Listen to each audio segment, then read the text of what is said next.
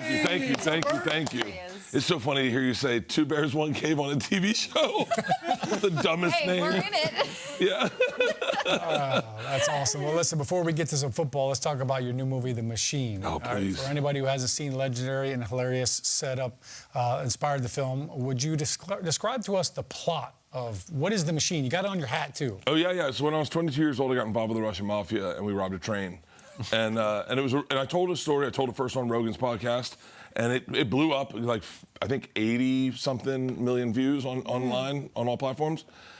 And then everyone's like, you gotta do it as a movie, And I was like, I didn't know how to sell it as a movie. I just didn't. I was like, I told the story, you heard the story. And then I went into Legendary, I pitched it, and I was like, I don't know, I'm afraid if it was successful, I get kidnapped by the Russian mafia. And they were like, sold. So this is a story, it's a reimagining of the story where me and my dad, played by Mark Hamill, get kidnapped by the Russian mafia, and we have to go back to Russia and atone for the crimes of my past. It's awesome. It's a high-end action comedy.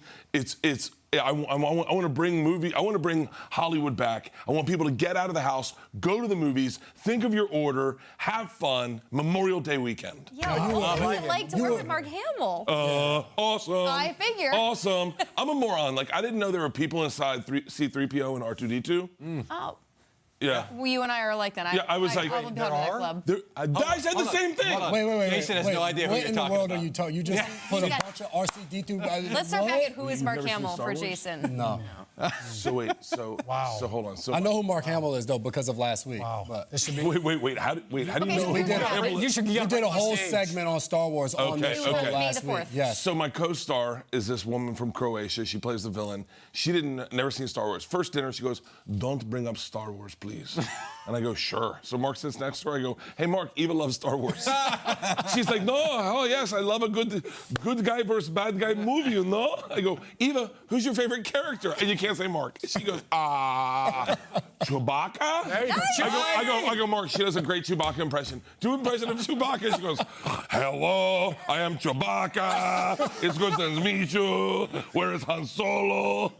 Yeah, so a lot of them, look, man, my kids are obsessed with Star Wars, so yeah. They want to get along with Jason. I love that. Yeah. We have so much to talk about now. I know you're a huge football fan as well. Tampa Bay Buccaneers, your team. What was it like growing up as a Bucs fan? It was horrible. It was horrible. It was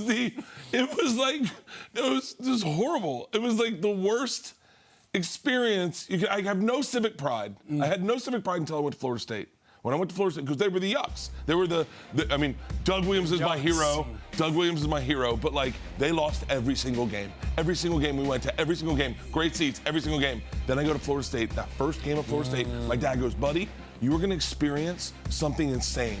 And then we go to Florida State, and they come out, Chief Osceola on Renegade with the burning spear, sticks in the thing, sobbing, crying. And I got Charlie Ward for 4 years, and it was like the greatest experience of my life. Wow. But yeah, I'm a diehard Bucs fan. I have another question about the Bucs I'm going to get to in a second. I'm going to go off script here, but I'll get to that, Bucs. Keep your shirt on. You see what I did right there? Yeah. James Palmer, my colleague at NFL Network, who often sits at this desk, fills in kind of like me, wants to know if there's going to be another season of The Cabin. It was bleeping hilarious, he said. Oh, I hope so. Okay. I hope so. I hope so. We're trying. He hopes You need more bears? No, yeah, well, no, we got all the bears. Snoop hit me up. Snoop watched it, and over the pandemic, and he called me up. He goes, "You do a season 2, I'm in." I was like, "Snoop, you signed a contract. Me and you can do it together. I got to stone to our bejesuses, get on a boat. We'll do a cabin in the boat." So before we welcome Bert on the show, we're telling him that Peter Schrager, you know, he's such a fan. He's sad not to be here. And you were saying how much pride you took in the fact that years ago, Peter Schrager slid into your DMs. Snoop officially trumps Peter Schrager in sliding into your DMs. Oh, I got you all beat. I got ready. Oh, yes. 2 days ago, I worked out with Arnold Schwarzenegger. Stop. If Kyle Brown was here, he would lose his mind. Schwarzenegger. Wow. He goes, "You'll need to make a cast of that body. It's perfect right now. In 50 years, you're going to look at this body and say, I once looked like that. I want a full mold of this body." I was like, I think his vision's going. Pumping iron. We worked out at Venice Beach. We did back and buys. It was awesome. It was like, Shirt on or shirt off while you were working out? I took it off at the end. I kept it on at the beginning. Whatever. Back and by. And then I ran into Edward Norton at breakfast. He walked by me, and I just go like this. I'm such an idiot. I go, "Edward Norton." My wife's like, "Are you a SEAL?" We had our NFL Network Summit in Santa Monica one year. Arnold comes in on his motorcycle in the lobby of the hotel and does a donut. Old school Hollywood, baby. That's what I want. I wanted a red carpet with the motorcycle and the cigarette. I'm gonna learn how to play harmonica. I mean, the old school Hollywood is gone. Cocaine on the floor. That's what I'm talking about. I want to walk out of a hotel and they go, "Your secret's safe with us, Mr. Kreischer." Yeah. So watching you respond that way to old Hollywood kind of gives me a better imagination of what you looked like as a football fan in the stands, like at Florida State and at Bucs games. Fanny pack. Every show. Fanny pack. Fanny Strong fanny pack. pack. Oh, yeah. Inside, we had a one-hitter in a dugout. Yeah. It was marijuana. And I'm looking at you. If you didn't watch Star Wars, you probably didn't hit a one-hitter. So, and a bagel in case I got hungry.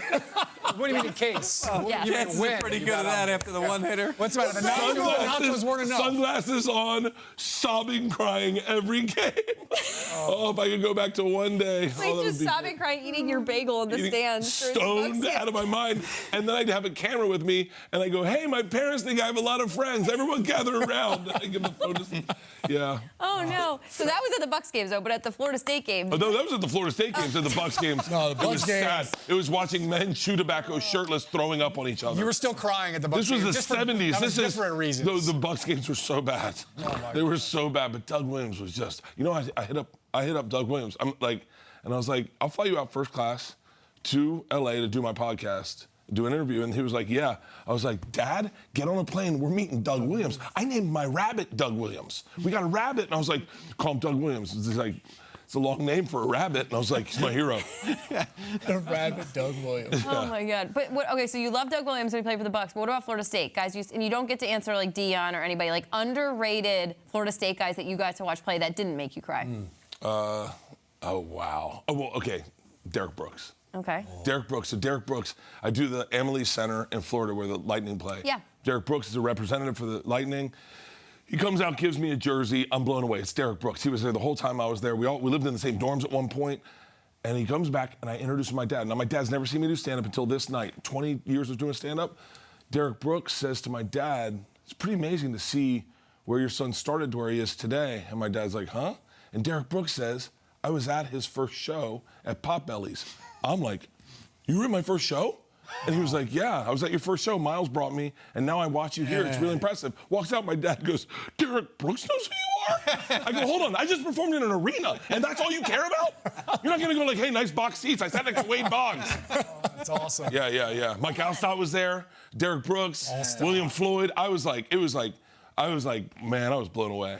You have to hang with us till the top of the hour. We got to go to commercial, and I also want to hear about your Potbelly, or a great sandwich shop, by the way. Like Potbelly's is fantastic. Yeah.